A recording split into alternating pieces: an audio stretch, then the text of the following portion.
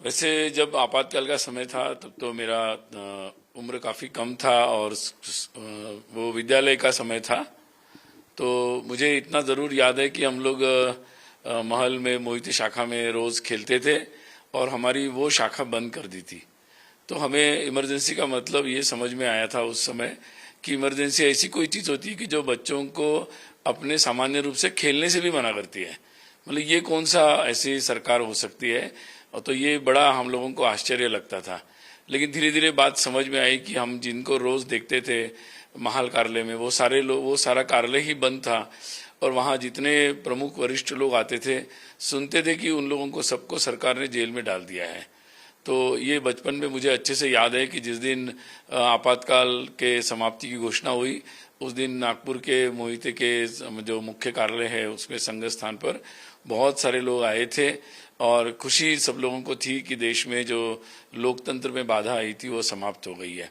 और बहुत सारे लोगों कुछ सुना रहे थे कि किसने क्या क्या पीड़ा उत्पन्न की। उस समय पूरी बात समझ में नहीं आई, लेकिन धीरे धीरे बहुत सारी बातें समझ में आई। तो आपातकाल का एक ऐसा समय था कि जिस समय बहुत सारे कार्यकर्ताओं को, जिनका दोष इतना ही था कि वो देश के लिए काम कर रहे थे, वो समाज के लिए काम कर रहे थे, वो अपने धर्म परंपरा के लिए काम कर रहे थे और उनका तरीका बिल्कुल लोकतांत्रिक था, लेकिन ये बात शायद सत्ता में बैठे लोगों को समझ में नहीं आई और उन्हें ये उनकी जो असुरक्षितता का भाव था उनकी अपनी सत्ता के संदर्भ में, उन्होंने जैसे हर तानाशाह का होता है और भारत में ये बात बहुत इम्पोर्टेंट है कि स्वाधीनता के केवल 25 वर्ष बाद भारत में तानाशाही आई थी।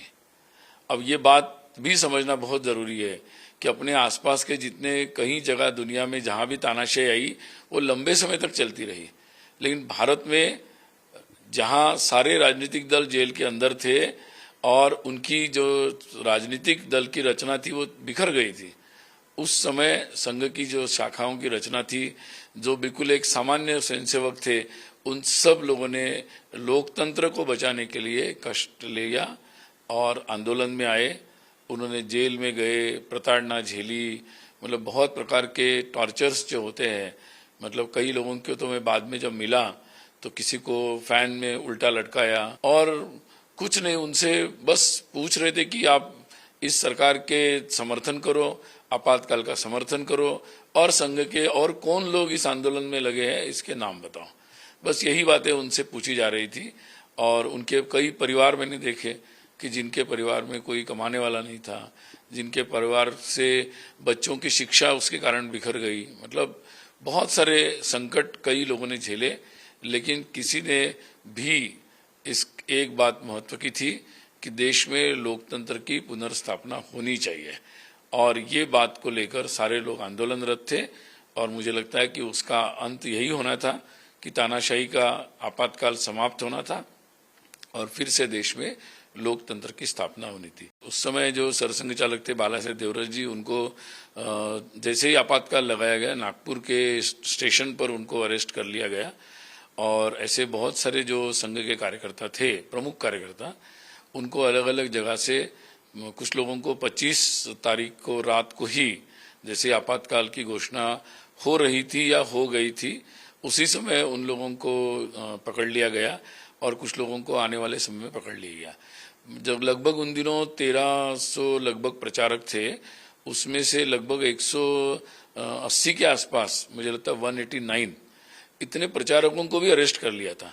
तो ये बात समझ में आई कि पुलिस पकड़ते जा रही है, इसलिए बहुत सारे जो कार्यकर्ता थे फिर एक वो अंडरग्राउंड हो गए। उन्होंने अपना वेश भी बदला, कई जैसे सामान्यता जो प्रचारकों का वेश में उन्होंने बदलाव कर लिया, अपना पहराव बदल कर लिया। जो सामान्य स्वयंसेवक थे उनके घरों में रहना उन्होंने शुरू कर दिया। जो दाढ़ी नहीं रखते थे उन्होंने दाढ़ी रख ली, जो रखते थे उन्होंने काट दी ताकि पहचान में ना आए। और ये सारे लोग घूमते थे, पर्चे बनाते थे, कहीं गुप्त रूप से छापते थे, लोगों तक पहुंचाते थे। तो ये एक तरह से मतलब 25 साल के बाद एक स्वाधीनता का आंदोलन जैसा ही था। तो प्रेरणा वही थी उसकी। और बहुत सारे लोग भी पकड़े जाते थे, पकड़े जाने पर उनको मारा पीटा जाता था, जेल में ठूसा जाता था। और कई सारी महिलाएं, मतलब माता भगिनी, वो लोग संदेश का काम करते थे या जेलों में जो लोग हैं उनकी सेवा करते थे। कई सारे स्वयंसेवक जो लोग जेल में उनके घर की देखभाल करने के लिए जाते थे। बहुत सारे लोग जेल में बीमार हो गए जिनको ट्रीटमेंट नहीं मिला। हमारे पांडुरंग क्षीरसागर जी थे, तो वो तो प्रचारक, तो वो तो जेल में थे और जेल में ऐसी उनकी प्रताड़ना हुई कि वो उनकी मृत्यु हो गई। लगभग 100 ऐसे कार्यकर्ता है संघ के ही कि जिनकी मृत्यु उस समय हुई। कुछ लोगों की जेल में हुई, कुछ लोगों की जेल के बाहर हुई। तो ये तो बहुत दुखद स्मृतियां हैं। उसका एक सुखद पक्ष यही है कि अंततः लोकतंत्र की पुनर्स्थापना हुई और हमारे जो तानाशाही के जो आपातकाल के काले बादल थे वो छट गए।